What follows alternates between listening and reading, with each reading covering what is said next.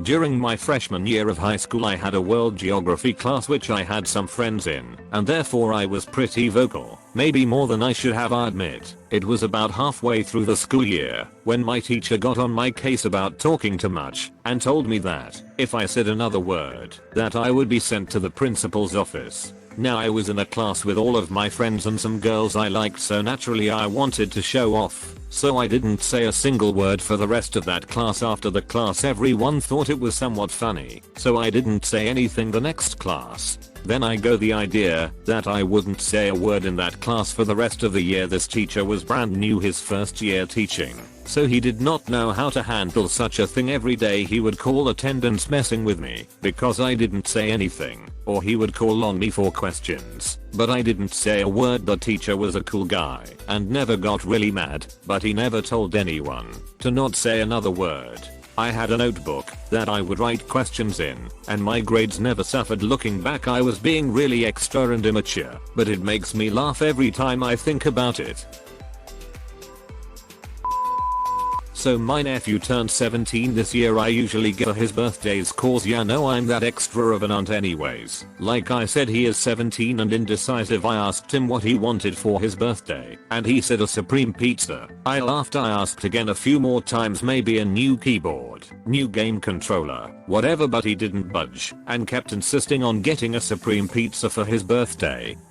So fine, he wants a supreme pizza, he'll get it. I told my boyfriend and brother about what happened and my plan. They loved the idea. Fast forward to today, day of the party. After dinner and cake it was time for presents. My BF and I carry in 17 frozen supreme pizzas, one for every year I have loved him. My nephew's eyes went wide. My brother then walks in with a cup, frozen to the brim with cash at the bottom. Nothing like a cold drink to go with your pizza, am I right? We all had a good laugh. I love my petty sarcastic family.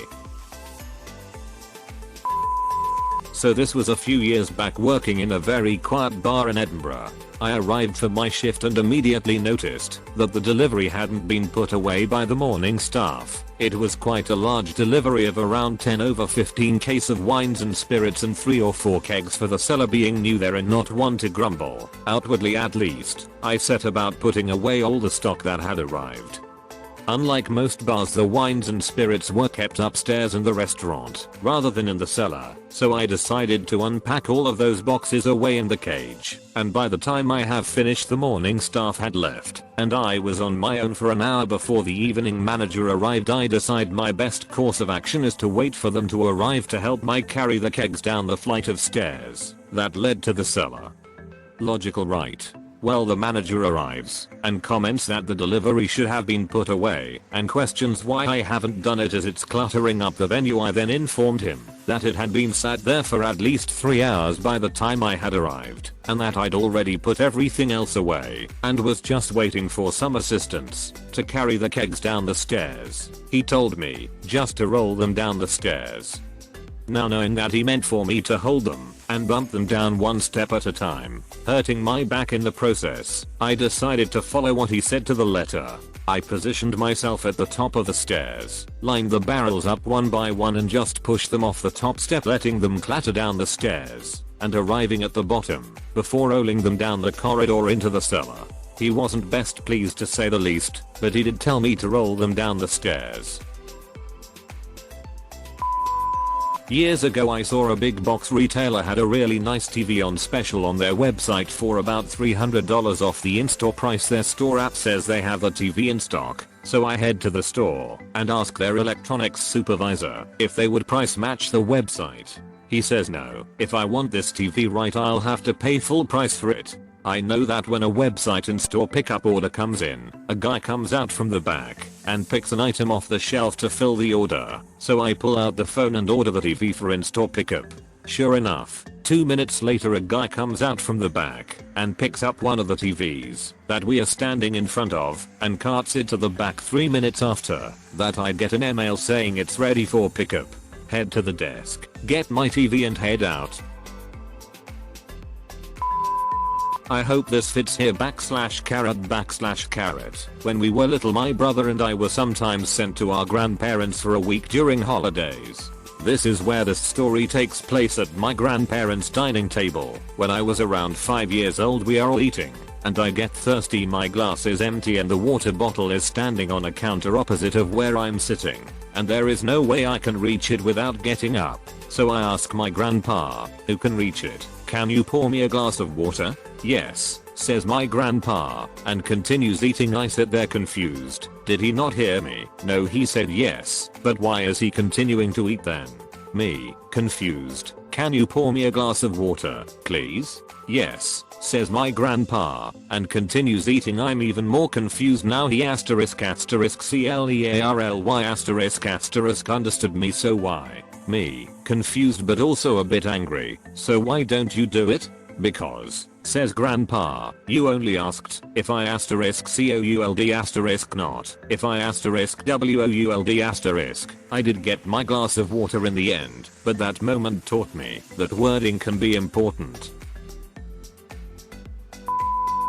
So I was eating at a local restaurant and I saw this mom with her 8-year-old or so son.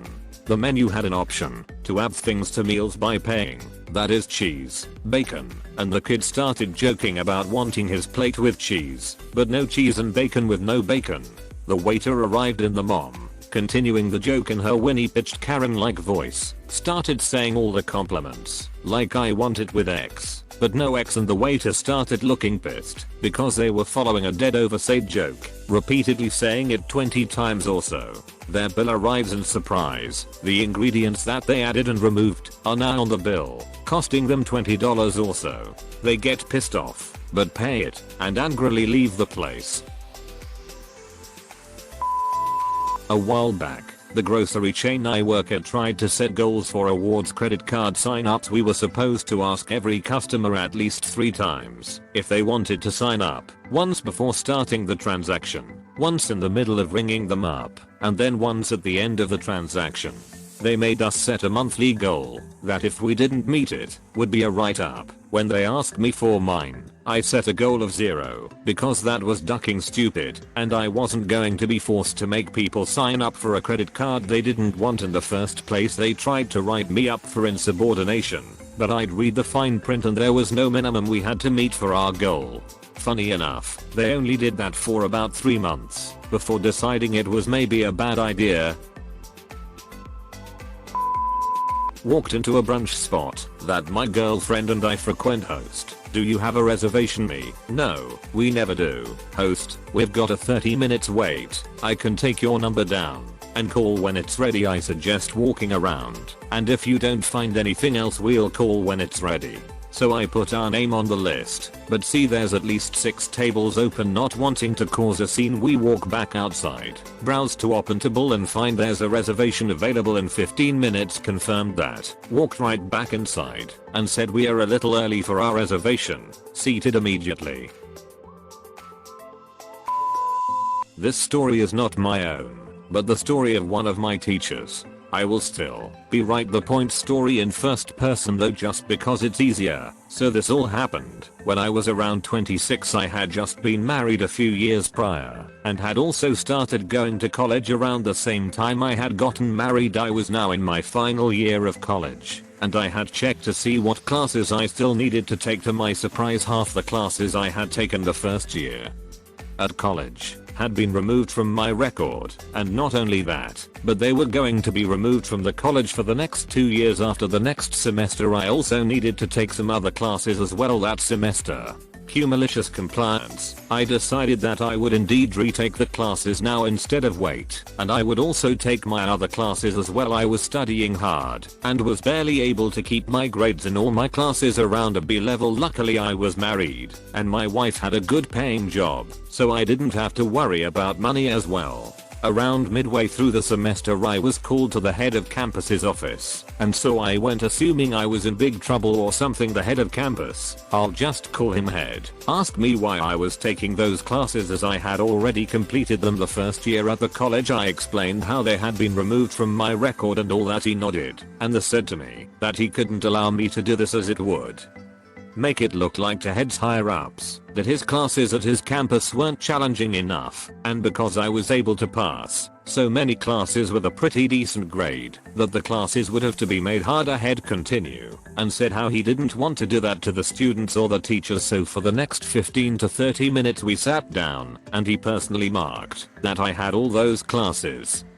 done. Needless to say, I was feeling a lot less stressed after that, and I graduated with flying colors. PS, I feel like it needs to be mentioned that when he completed the classes the first time, he got a passing grade.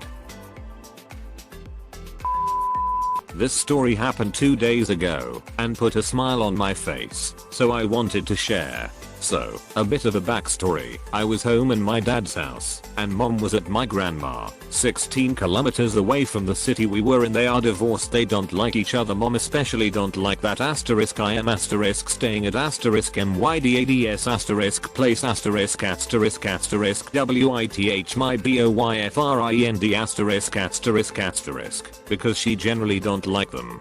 To the story. It was a nice Thursday morning. Mom said before that I should go to my grandma in a reasonably time. Important for later. I usually wake up and crawl out of the bed about 10 AM, which is fine by her. So reasonable time would be the 12 o'clock bus, because the bus and train only goes there every 2 hours. I woke up at 8 and intended to go to Granny with the 12 o'clock bus. My aunt and cousin were invited too, and I know that they won't get there just before lunch. That was my reasonable time. Then mom called me up at 10 to wake me up, but then changed her mind because she wanted to let me sleep. I called her back when I saw that I missed her call, and she asked me, when will I go to Granny? I told her that I'ma go with the 12 o'clock bus. Asterisk asterisk she was fuming. She started yelling at me so loud that my boyfriend could hear her from the other side of the room. Her problem, she expected me to be there at 10. Even though she didn't want to wake me up at 10, she was so angry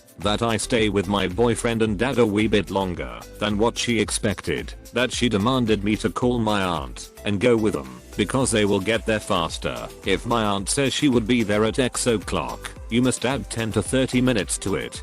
Malicious compliance. I called my aunt, dropped hints, and asked her when will they go there. Asterisk she said maybe a quarter before noon asterisk. She also called my mom, when will she go, and I could only accept her face. She eventually got to my dad a few minutes before noon, and we got there later than when I would ride with the bus, but she wanted me to go with them. Am I right? TL. Dr. Mom wanted me to go with my aunt instead of the bus. Got there later than the bus. Edit. Sorry for the grammar. I'm from Hungary. English is my third language.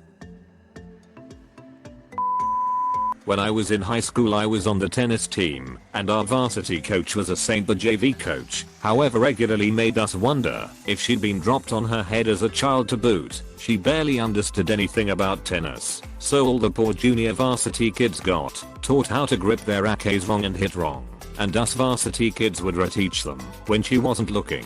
It was a small town, so the whole tennis team was maybe 30 kids. On varsity, our coach would set up cones around the court for us to try to hit when we were serving, so we could improve our aim.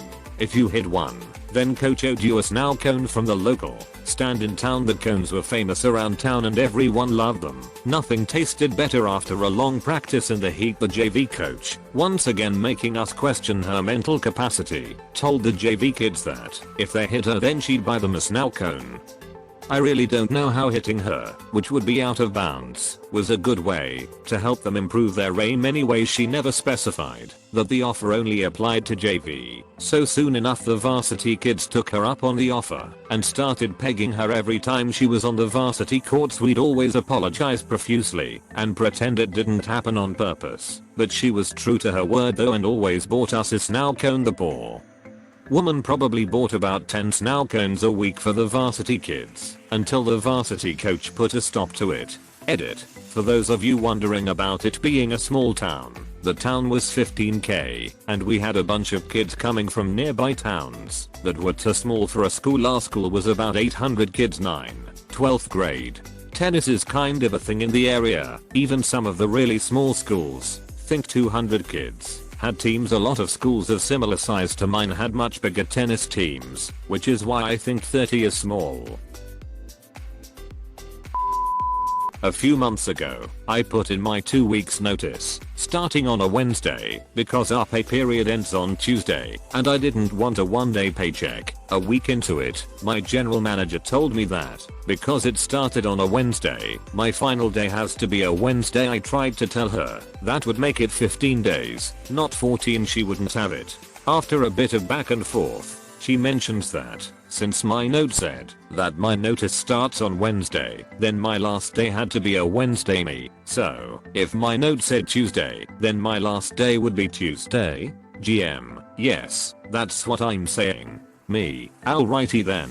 I immediately go back, get my note and cross off the original date, and put one day earlier. I put it back on the board, and tell my GM that my last day will indeed be on a Tuesday. She looks a little confused, and goes back to look at it.